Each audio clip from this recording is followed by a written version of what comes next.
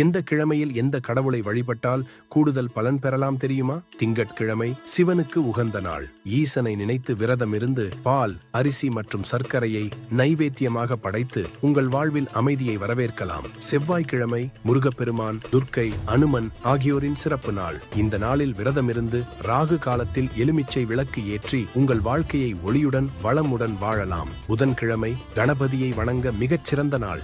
எந்த ஒரு சுப காரியத்தையும் தொடங்குவதற்கு முன் விநாயகரை வணங்கி வெற்றியை உறுதி செய்யலாம். வியாழக்கிழமை விஷ்ணு பகவானுக்கும் அவரது துணைவியான லக்ஷ்மி தேவிக்கும் உகந்த நாள். தட்சிணாமூர்த்தி, குரு வழிபாடு செய்யவும் ஏற்ற நாள். வெள்ளிக்கிழமை துர்க்கை அம்மனையும் அவரது அவதாரங்களையும் வழிபட ஏற்ற நாள். பெண் தெய்வங்களுக்கு உகந்த நாள். சனிக்கிழமை திருமால், ஆஞ்சநேயர், காளி தேவியை வழிபடவும் நீதி அரசர் சனி பகவானை வணங்கவும் சிறந்த நாள். ஞாயிற்றுக்கிழமை சூரிய பகவானை வழிபட சூரிய தோஷத்தை நீக்கி மகிழ்ச்சியை பெற ஏற்ற நாள்.